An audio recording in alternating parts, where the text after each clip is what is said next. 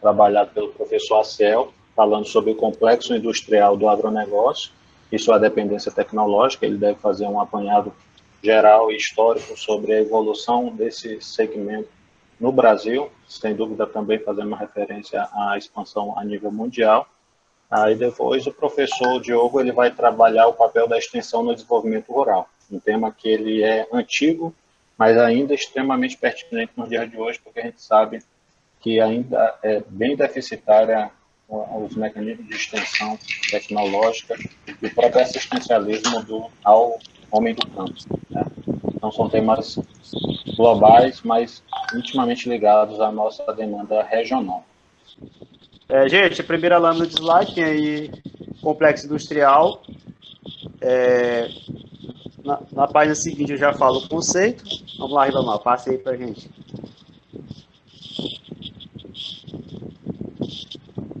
Complexo agroindustrial é uma forma de unificação das relações interdepartamentais com os ciclos econômicos. Bom, inicialmente não existia essa questão do complexo industrial, né, o agroindustrial, existia somente o complexo industrial.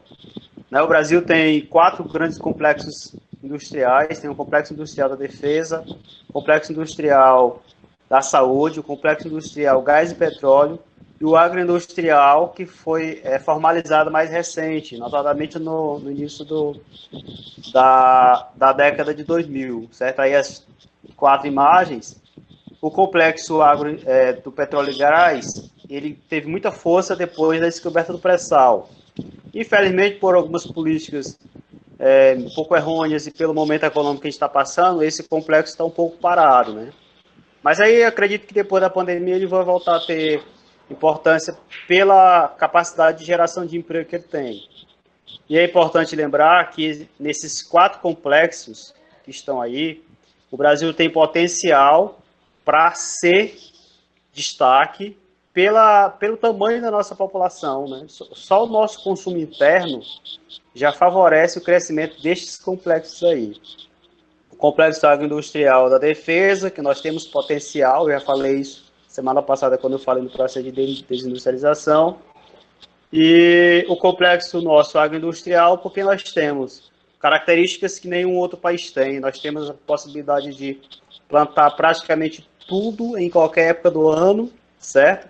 O Brasil não tem neve, o Brasil não tem desertos, e nós temos os solos mais susceptíveis ao cultivo qualquer outro planeta. Nós temos uma extensão continental, nós somos o 5º maior país do mundo, nós temos água disponível, água de superfície, de subsuperfície, água de chuva. Então, nós temos características climáticas, vegetacionais e de solo que nos permitem sermos uma potência agrícola como somos. O empecilho aqui é porque a gente continua comprando tecnologia alheia, né? Isso é que é que a gente está chamando a atenção. E vamos ao próximo.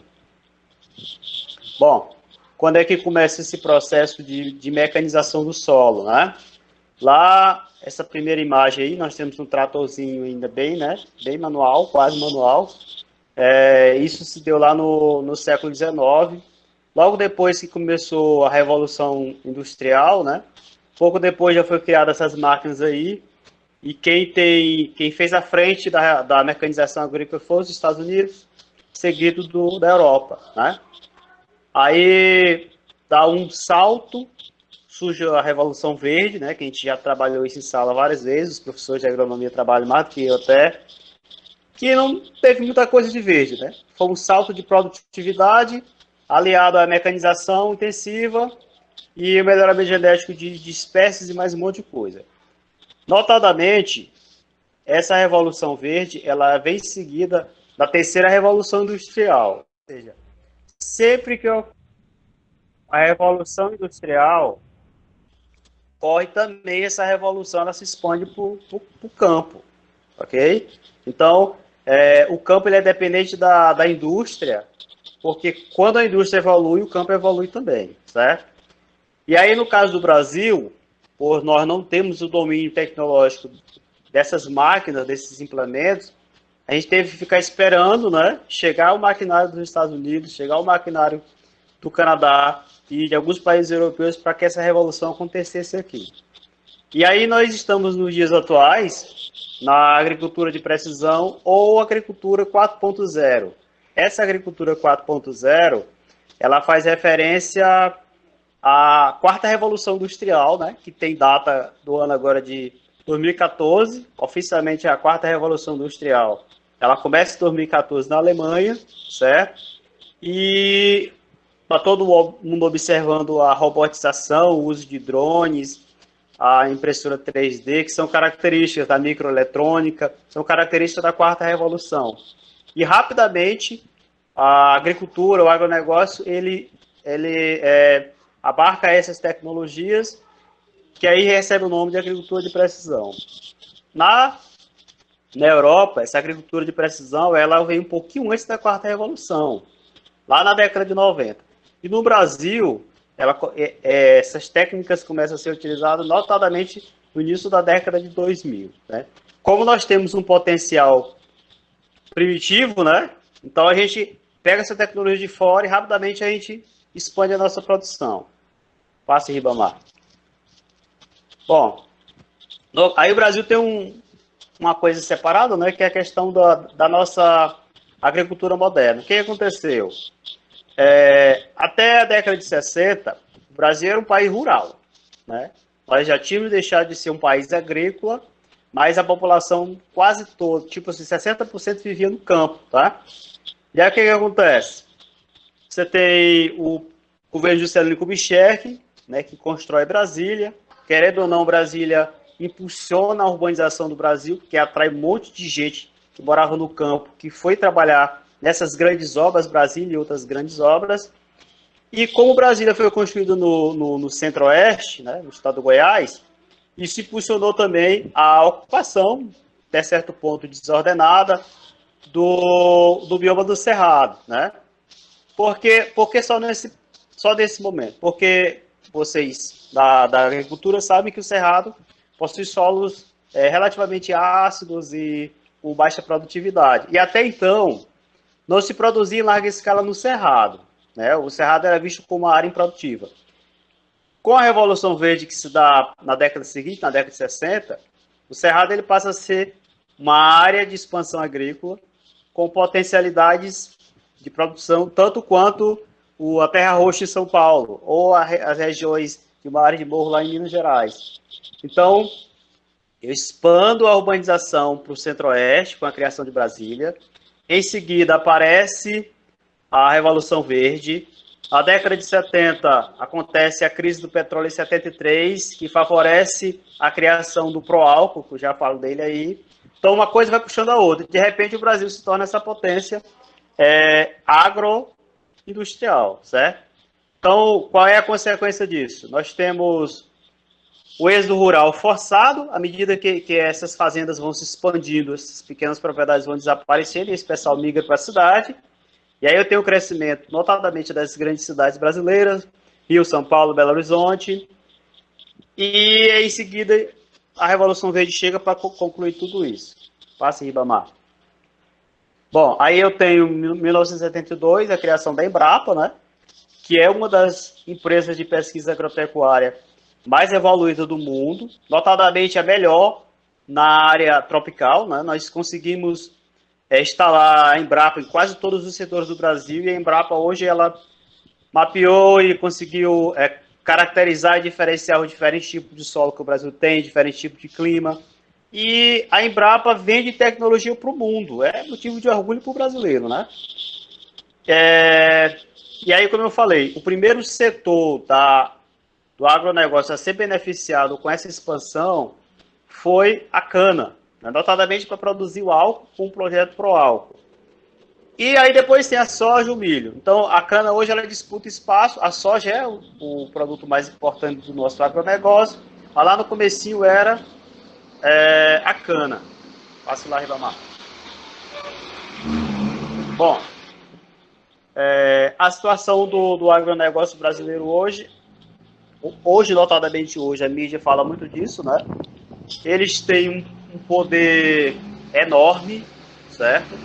Do ponto de vista político, do ponto de vista econômico, e Isso tem gerado alguns conflitos, porque eles têm um poder muito grande, têm uma fome para aumentar esse poder, e isso tem gerado conflitos, notadamente na Amazônia, quando você entra em áreas quilombolas, quando você entra em áreas indígenas, e aí há um debate até que ponto o agronegócio é bom para o Brasil do ponto de vista ambiental. Então essa é a imagem que nós temos aí. Nós temos um homem do agronegócio comendo, né, uma charge comendo o território. É um pouco de exagero, mas faz um certo sentido, né? Então veja o que eu escrevi aí. Do ponto de vista político, o agronegócio ele tem hoje 257 parlamentares. Eles formam a famosa bancada ruralista. Qual é o objetivo deles lá? Exclusivamente defender o interesse dos ruralistas brasileiros. E aí, diga-se de passagem, quais ruralistas? O pessoal que trabalha nas grandes fazendas, né? Não é defender a agricultura familiar, não é defender o seu João que faz farinha aqui artesanal, não. É defender o camarada que produz soja, que produz milho, certo? Então, não pense que a bancada ruralista está lá para defender o pequeno produtor, não. Eles estão lá para defender o grande produtor, certo? Vamos lá, o próximo. Do ponto de vista econômico, gente, essa informação ela é pertinente à safra 2019-2020, né? Olha a quantidade de crédito que o governo disponibilizou para a área rural no plano safra.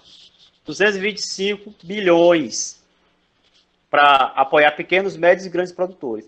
Desse volume, aproximadamente 80% fica disponível para os grandes produtores, né? Esse dinheiro é usado para quê? Para financiar a compra de terras, para pagar seguro, para financiar a compra de máquinas, para financiar a venda e a compra de grãos, e tudo que está relacionado à questão do agronegócio. Você trabalha o tempo todo com recurso público, importante dizer. E aí tem um detalhe, eles fazem o seguro, caso não ocorra as chuvas como a programação, caso ocorra alguma anomalia climática ou sei lá, um incêndio ou coisa parecida, raramente esse produtor ele toma prejuízo, porque o seguro cobre isso, certo? Então, fazer investimento no agronegócio é um negócio quase certo, porque você tem o seguro para cobrir. Claro que tem uma outra situação que o seguro não cobre, né?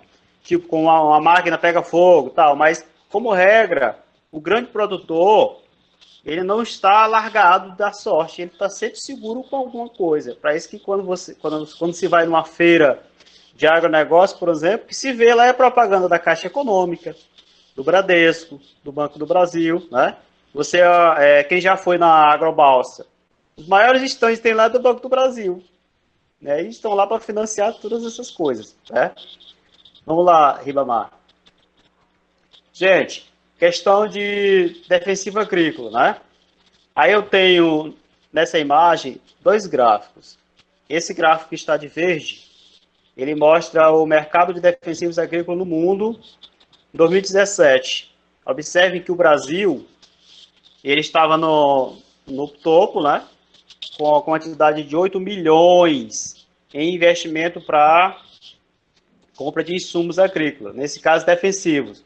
Seguido dos Estados Unidos, seguido da China. Porque como nós somos um país que tem a maior área cultivada, né, e aí acaba que sendo proporcional. No outro gráfico, o que eu tenho aqui? Tem uma tabela de números que varia de 2005 a 2019, e aqui essas linhas eu tenho a quantidade média de novos registros de agrotóxicos que foram liberados no Brasil, agrotóxicos defensivos agrícolas.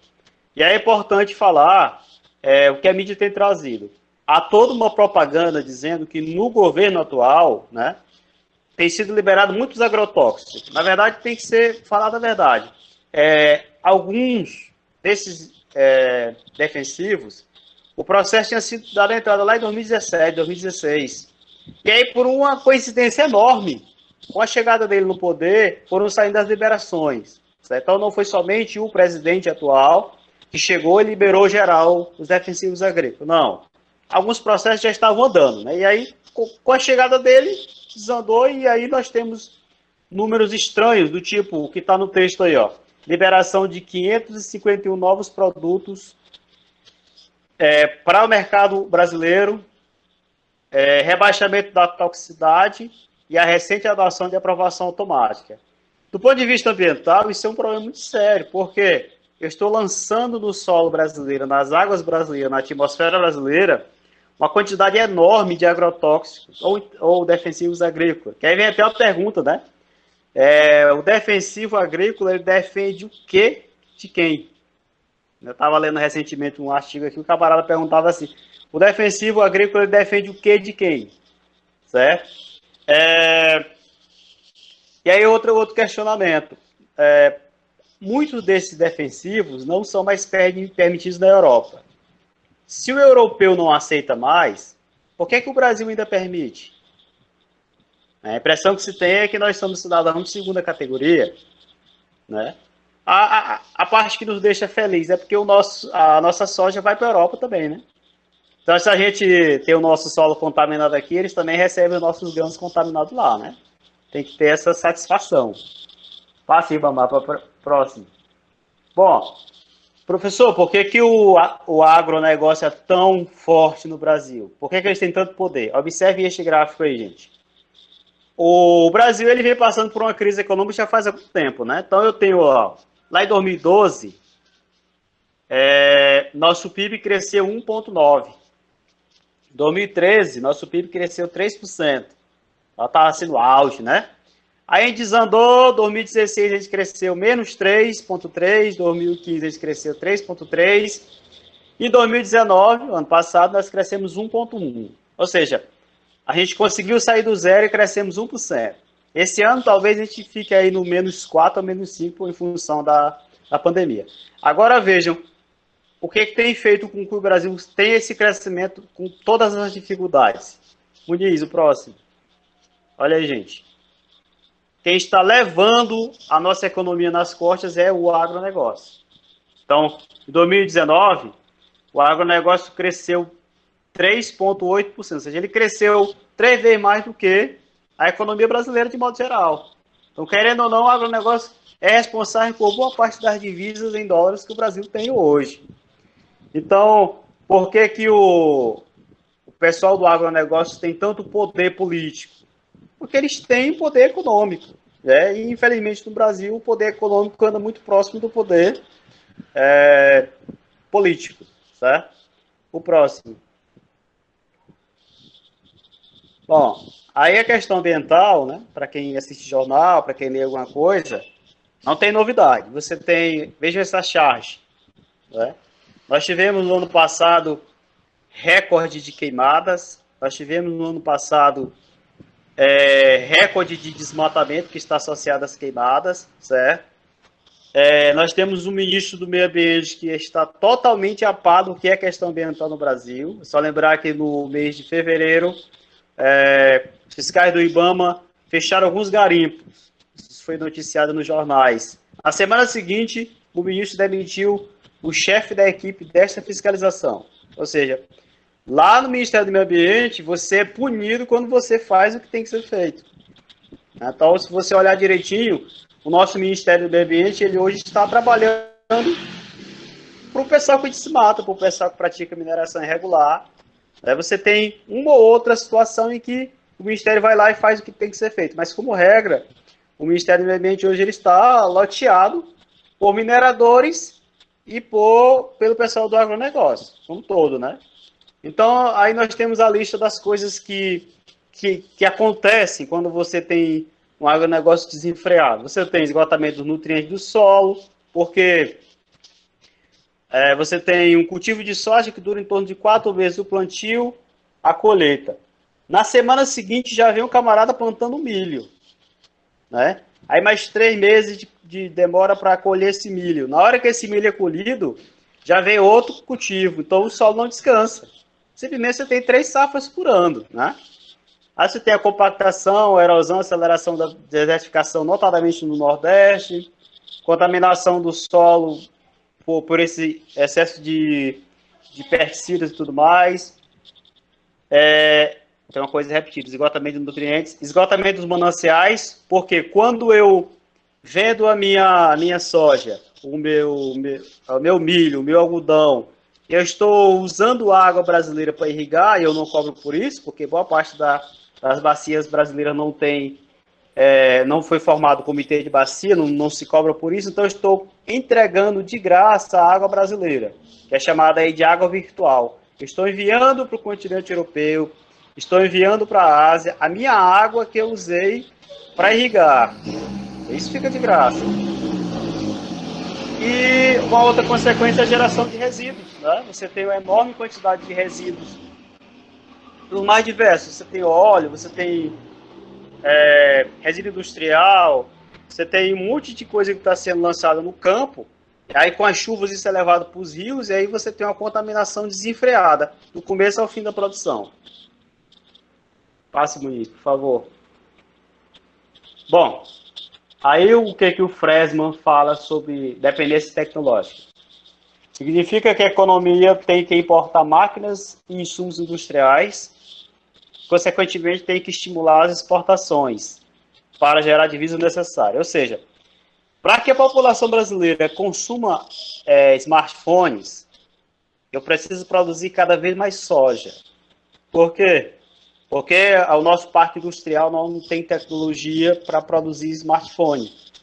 Para que eu possa consumir isso, e nós consumimos isso, nós somos o sexto maior consumidor de smartphones, eu tenho que tirar dinheiro de algum lugar. E aí sai do agronegócio, né, da mineração e outros setores. Isso chama-se dependência tecnológica. Né? Passa lá, Muniz. Bom, aí, gente, isso é uma reportagem, né? Eu tirei de um jornal Estado de Minas. Olha o que está escrito. Apesar de ser potência no agronegócio, o Brasil importa 75% de fertilizante dos Estados Unidos. Prestem atenção no detalhe. Recentemente, no mês de fevereiro, a Petrobras anunciou que estava vendendo uma fábrica de fertilizantes. Qual era a alegação? Que essa fábrica dava prejuízo. Qual é a justificativa de você ter um país que é o grande consumidor mundial de fertilizantes e você está vendendo uma das poucas fábricas de fertilizantes que existe no país? Isso é um negócio assim doido, né? Não tem nada de mercadológico, isso é político. Na fala do Ciro Gomes, ele diz o seguinte: só se explica isso quando os agentes públicos recebem propina. Não tem justificativa do governo vender uma fábrica de fertilizante num país que é o grande consumidor mundial de fertilizante, a não ser que tenha propina pelo meio, né? Então, olha lá. Hoje o país resiste uma safra anual de 209 milhões de toneladas, com crescimento superando 8% ao ano. O problema é que cerca de 75% desses insumos têm origem estrangeira, notadamente Estados Unidos e China. Né?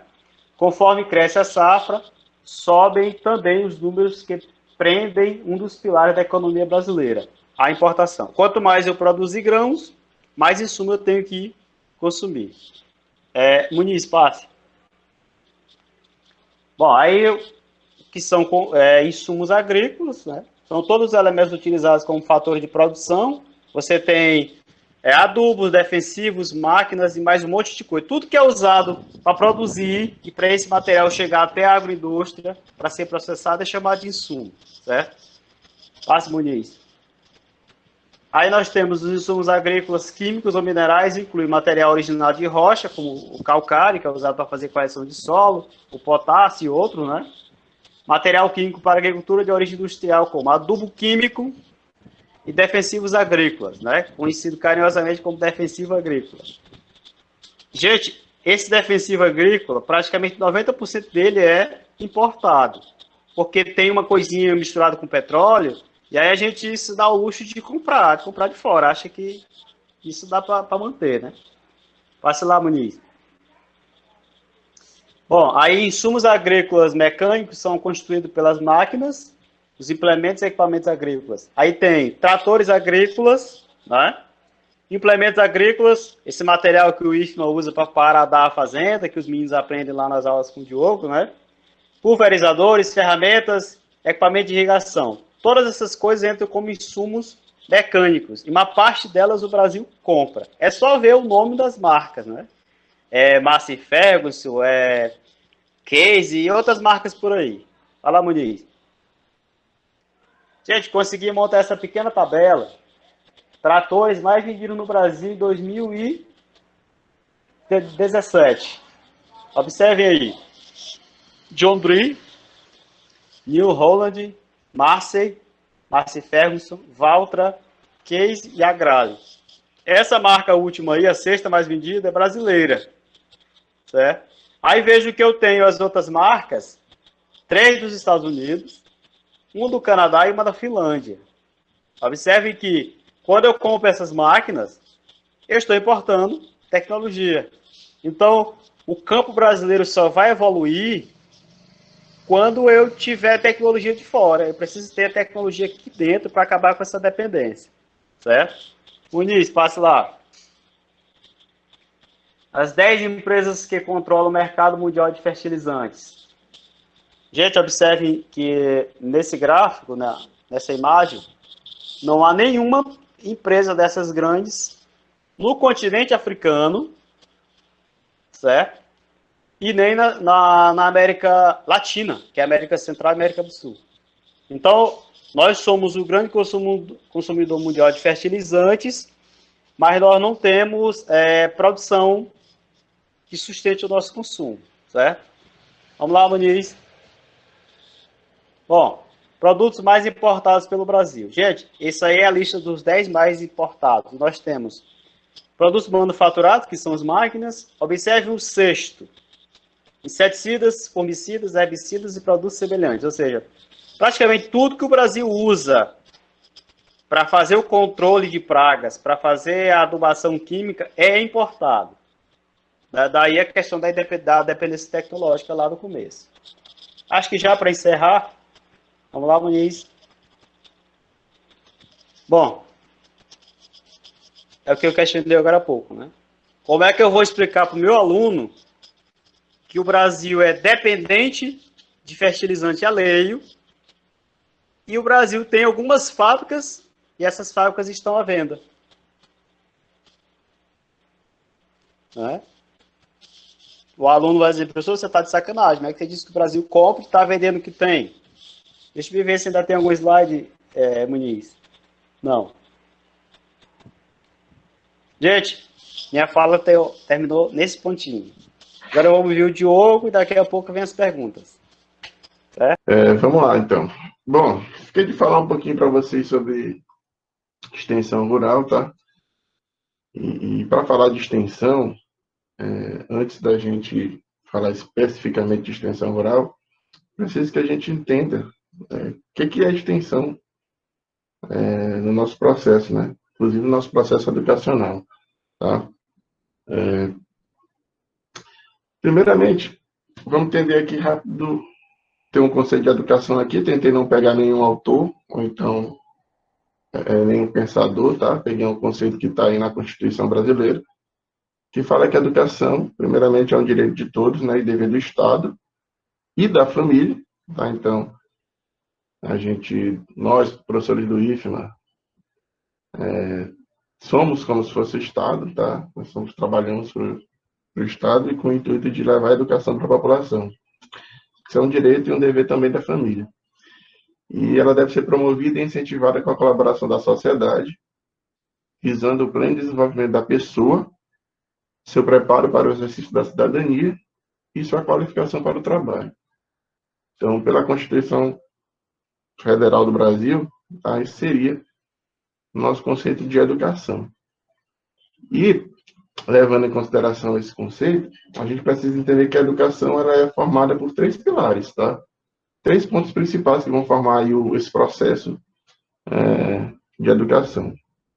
Seria o ensino, a pesquisa e a extensão. Esses pilares, eles são articulados, tá? Eles não vão funcionar se estiverem isolados. Então, a gente não vai conseguir ter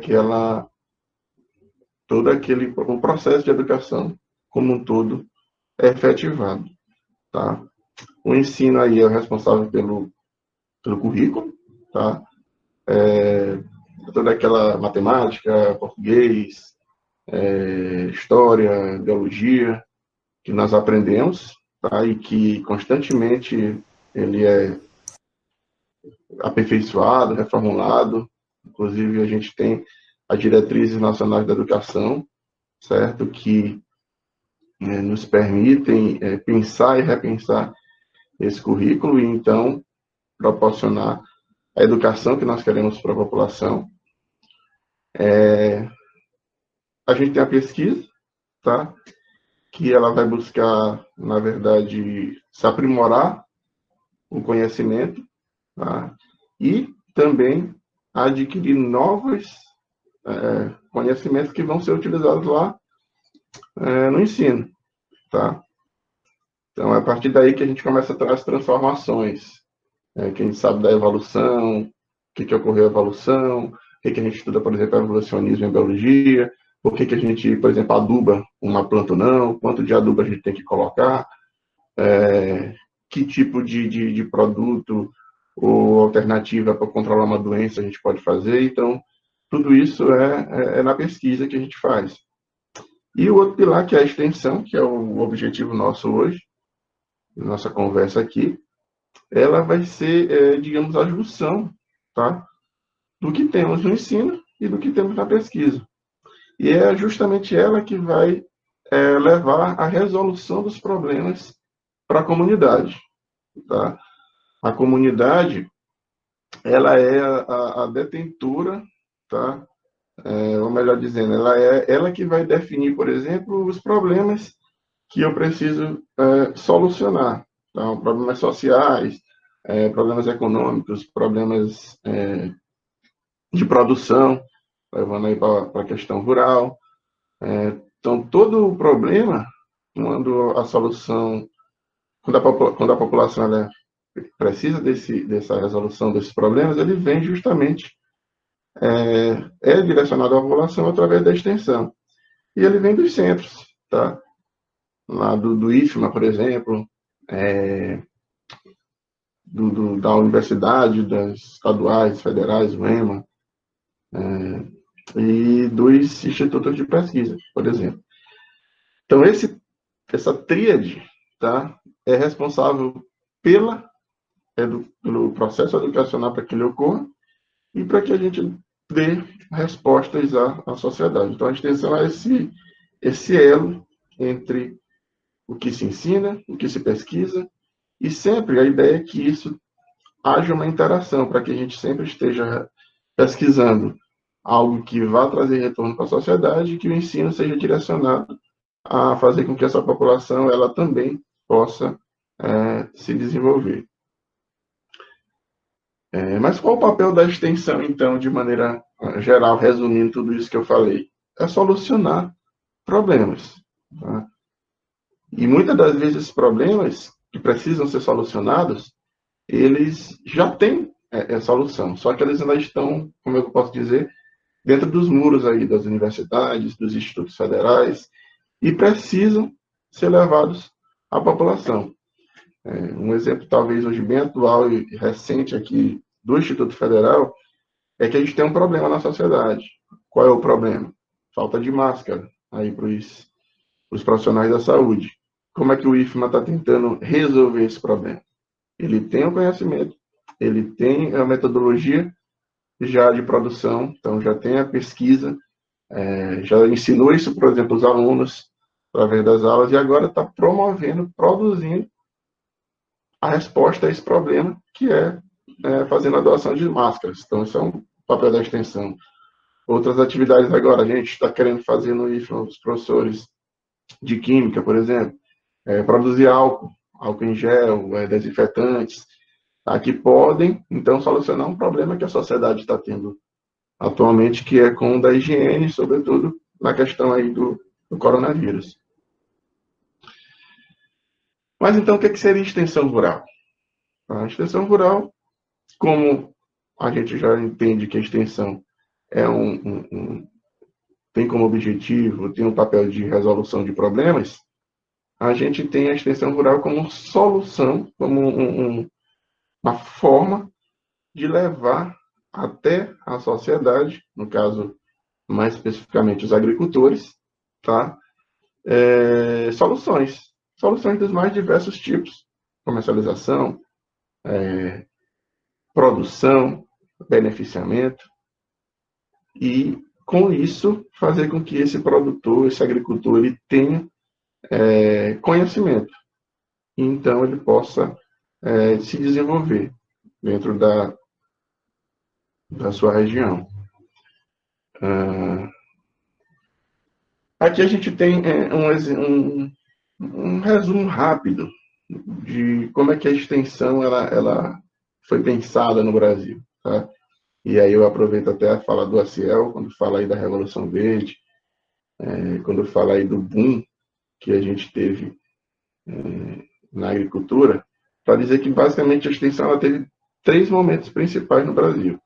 Um primeiro momento muito assistencialista, que via ali o produtor rural com a necessidade de melhorar sua produção, mas, no entanto, ele tinha que o governo levava a informação, executava isso no campo, tá? O governo, as entidades, na verdade, executavam isso no campo e ficava tipo um ciclo repetitivo ali, que via-se a forma de fazer o processo e o agricultor repetia a ideia de fazer e aprender.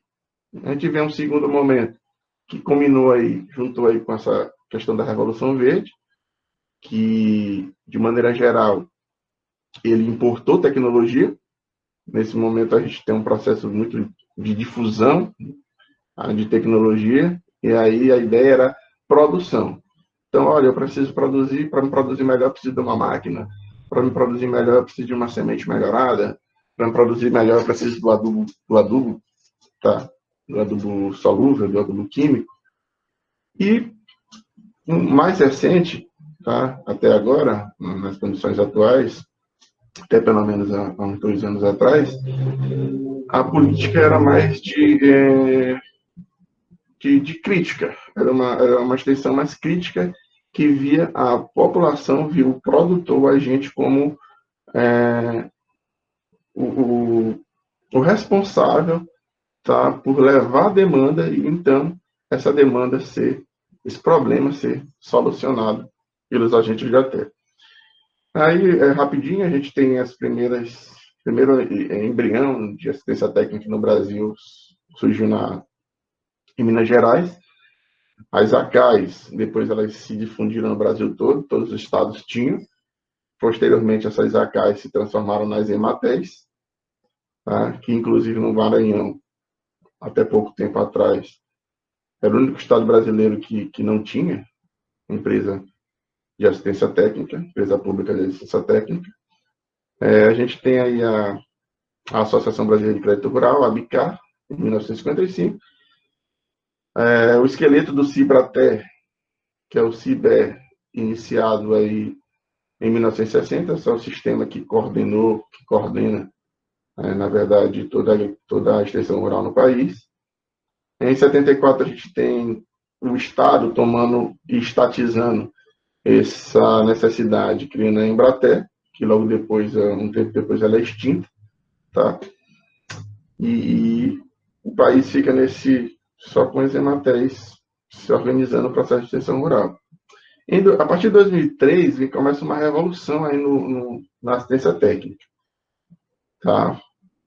É criado o Ministério de Desenvolvimento Agrário, né? E o Ministério de Desenvolvimento Agrário tem um departamento exclusivo para tratar da extensão rural, no âmbito da Secretaria de Agricultura Familiar, visto que a gente vai já ver, a agricultura familiar é o principal foco, tá, da extensão rural no Brasil.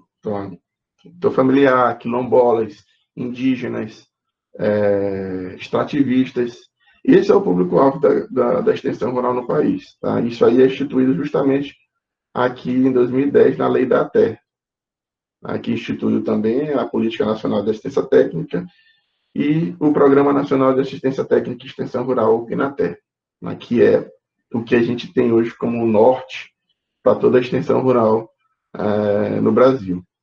E em 2013 a gente tem a criação da Anatel, que é uma agência, assim como nos moldes, por exemplo, da Agência Reguladora de Telecomunicações, ela tem o intuito de regular, de sistematizar, de gerenciar ou mesmo fiscalizar contratos com os prestadores de serviço e com todo o sistema brasileiro de extensão rural.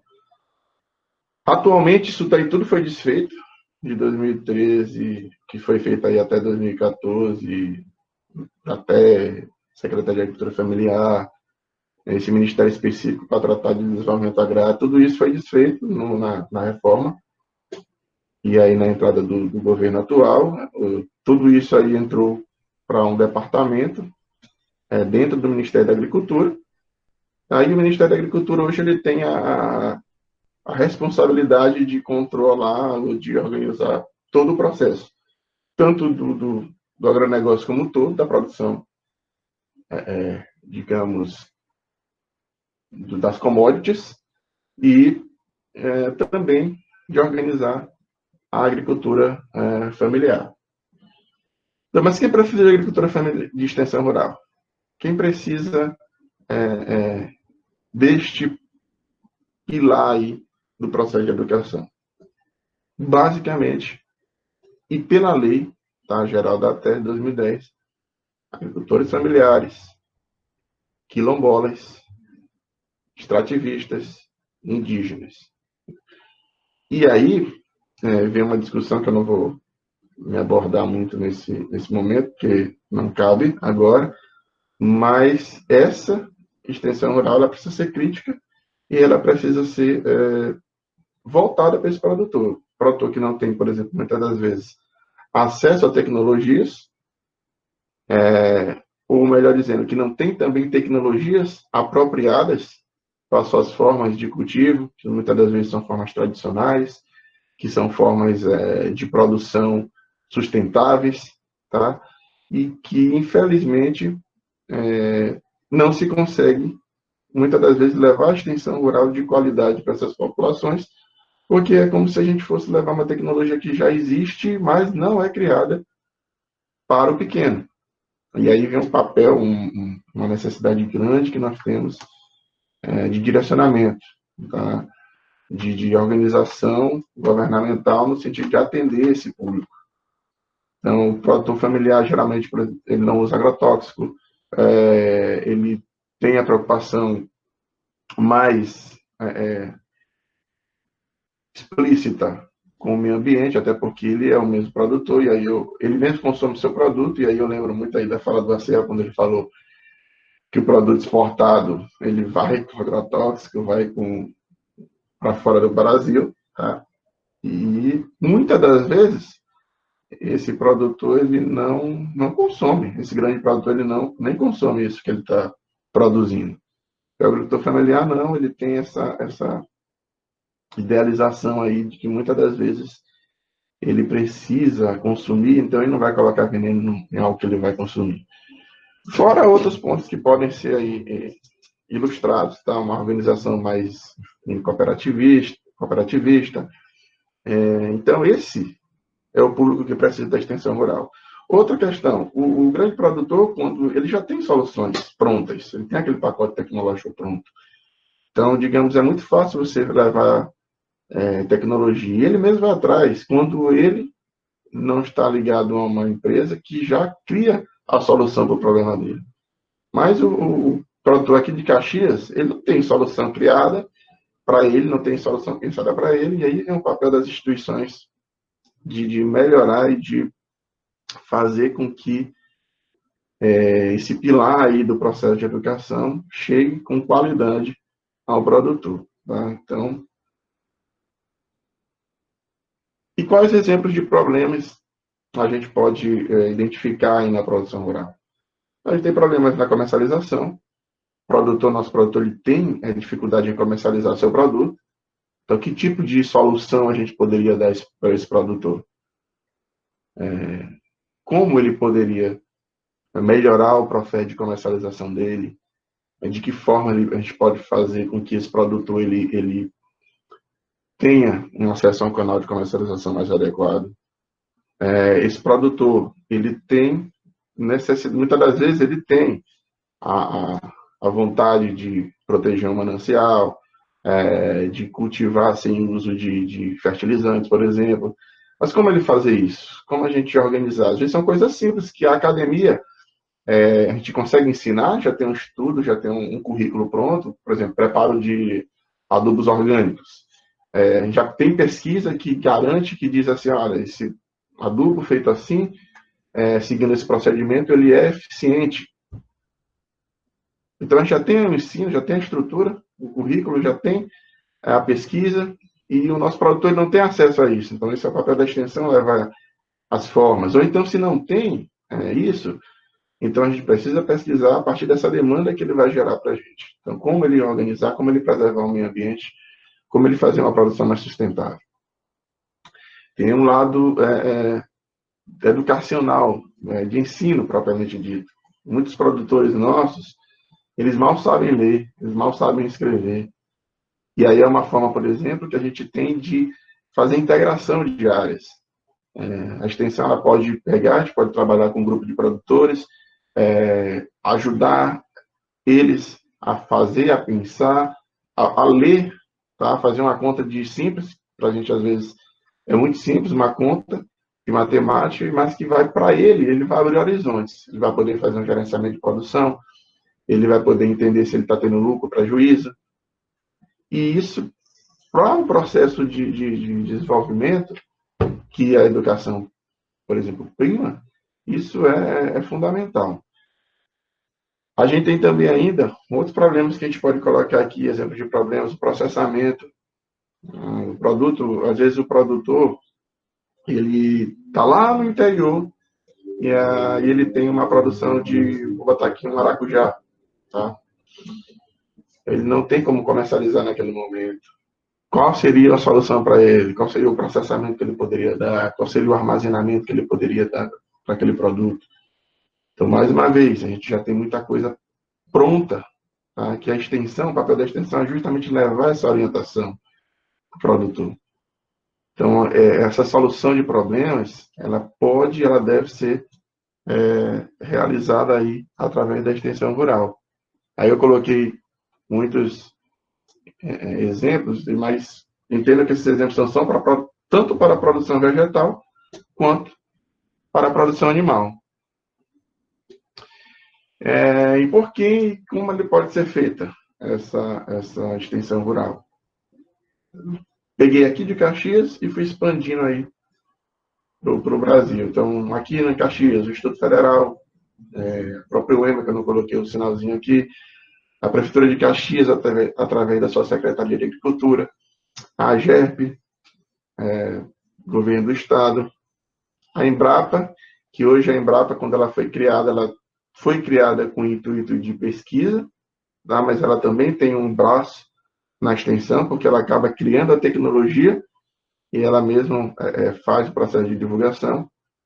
O Senac, muita gente não conhece, mas, por exemplo, pode vir a ser aí para o pessoal da zootecnia, para o pessoal da agropecuária que está aí vendo, ou mesmo das outras áreas, é um grande grande entidade que vai absorver mão de obra, justamente para levar esse conhecimento de aprendizagem para o campo e fazer com que o campo ele se torne um campo mais desenvolvido, tá? ONGs, instituições sem fins lucrativos, tá? Empresas de maneira geral, todas essas instituições elas podem e devem realizar a extensão rural. Devem pegar esse conhecimento criado nas universidades, através da pesquisa, organizado no currículo, e levar isso para as comunidades. E, de preferência, de forma integrada. Por que de forma integrada?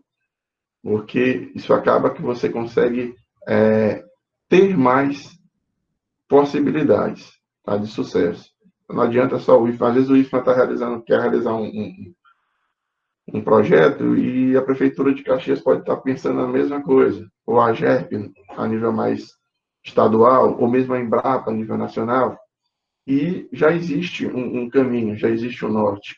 Então, se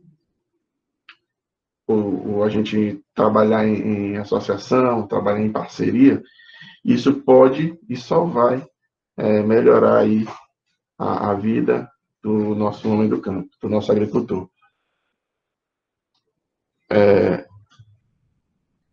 E aí eu tenho um videozinho aqui, que eu vou mostrar para vocês rapidamente, é um videozinho de 3 minutos, e que ele dá para a gente ter um pouquinho da noção aqui do que é a agricultura familiar e do potencial que ela tem. E de como, a nível global, o processo de extinção ele pode ser organizado. Mais de 90% dos 570 milhões de fazendas ao redor do mundo são administradas por uma pessoa ou uma família. A agricultura familiar produz mais de 80% da comida do mundo. Essas famílias que cultivam alimentos, peixes, trabalham na floresta, criam aves e gado, têm um importante papel no combate à fome, na redução da pobreza e no desenvolvimento sustentável de territórios rurais. Mas os agricultores familiares enfrentam muitos desafios, como o acesso à posse dos seus territórios e a recursos naturais e produtivos, vulnerabilidade com as mudanças climáticas ou o alto índice de migração urbana de jovens e mulheres, devido à falta de oportunidades nas áreas rurais. Agricultores familiares executam sistemas agrícolas diversificados e preservam alimentos tradicionais, contribuindo tanto para uma dieta balanceada quanto com a preservação da biodiversidade mundial. Eles fazem parte de redes regionais e culturas locais e deixam boa parte de sua renda nos mercados de sua região, gerando muitos empregos. Todas essas características mostram que os agricultores familiares possuem um potencial único para impulsionar sistemas alimentares sustentáveis e produtivos se as políticas ambientais os apoiarem nesse processo. Para isso, governo, academia, cooperativas, sociedade civil e organizações internacionais comprometeram-se em fortalecer a agricultura familiar, não apenas através de assistência técnica, mas também através de esforços para gerar dados, estudos, estatísticas e políticas e regulações nacionais. Diversas fontes de informação, se consolidadas, podem ser ferramentas fundamentais em tomadas de decisão, melhorando a qualidade de vida, especialmente nas áreas rurais. A plataforma de conhecimento da agricultura familiar permite o acesso livre e imediato à informação em todo o mundo, no que diz respeito à agricultura familiar e a seus tópicos relacionados. Ela promove o compartilhamento e a disseminação de conhecimento entre todos os atores envolvidos no desenvolvimento dos territórios rurais. Além disso, a plataforma dá visibilidade às políticas implementadas e ao conhecimento desenvolvido através das colaborações Sul-Sul e Triangular entre as nações. Ela promove também redes de gestão de conhecimento, ao conectar quem busca informações e quem as fornece. Com isso, melhora o aprendizado mútuo e beneficia todas as autoridades especialistas relacionadas ao setor rural. Colaboradores de várias áreas estão participando dessa iniciativa, providenciando conteúdo. Assim, os usuários poderão ter acesso a essas fontes. A busca é bem simples. Selecione a língua e o tipo de documento que procura, dentre os tópicos: políticas públicas, leis, manuais, estudos de casos, estudos comparados, livros, jornais especializados, artigos, vídeos, projetos ou práticas relacionadas à agricultura familiar. Todo o conteúdo incluído na plataforma está disponível e classificado por região, país, tema e ano. Também é possível fazer uma pesquisa específica com palavras-chave e conceitos técnicos, o que irá fornecer resultados mais refinados. Você tem alguma informação que ainda não foi incluída na plataforma? Você pode compartilhar seu conteúdo e trocar experiências. Sua instituição também pode fazer parte de nossa rede global de colaboradores. Essa é a plataforma de conhecimento da agricultura familiar, fornecendo informação de qualidade disponível para todos, empoderando agricultores familiares ao redor do mundo. Só voltando aqui à apresentação, pessoal. Pois é, então, esse videozinho é um vídeo rápido, tá? Extremamente rápido, mas ele é muito útil, no sentido de que eu venho aí demonstrando como as entidades, as organizações, elas podem, a nível global, estar buscando plataformas de acesso à distribuição de informação, que isso pode vir a ser utilizado em experiências regionais, e levar esse conhecimento ao nosso público-alvo, que é o agricultor familiar. Nesse caso aí, a Organização das Nações Unidas, a ONU, ela tem um departamento, uma organização que é a FAO, que trata especificamente da agricultura no planeta, certo? Gente,